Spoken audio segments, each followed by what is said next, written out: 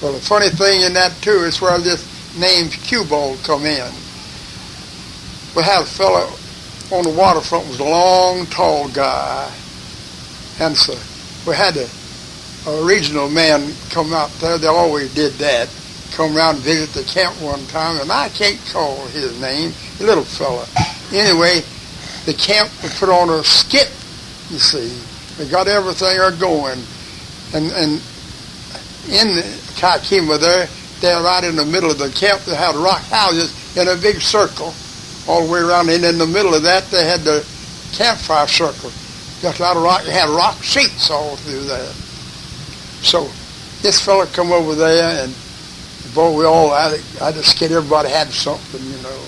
And it was all going on, and this old boy from on the waterfront was up giving his speech and his talk, you know. And I sits down. I had on long pants. I sits down on this rock seat in it.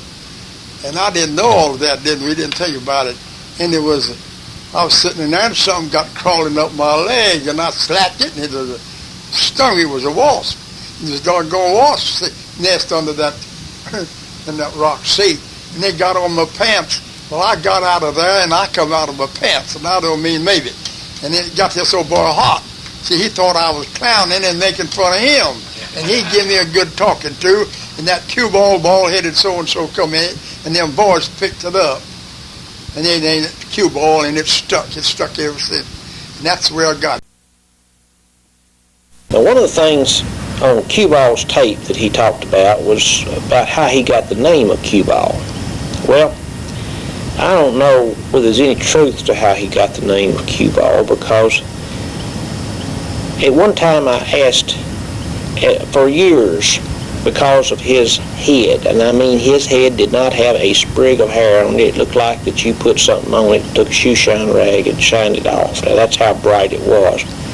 And he was proud of it. So for years I went on thinking that cue ball was just simply because he had that white head, and didn't think much about it. But one day after I got to know him real well, on up quite a while then, I said, well, cue ball, where did you come up with this name?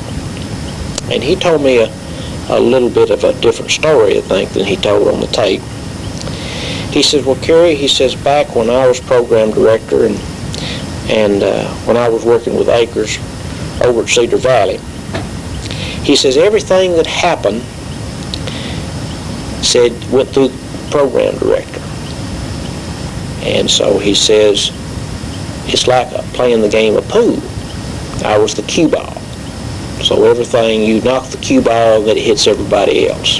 And he says that's how I came up with that name, cue ball. Now, I don't know why he told a different one on the tape, but then that's neither here nor there.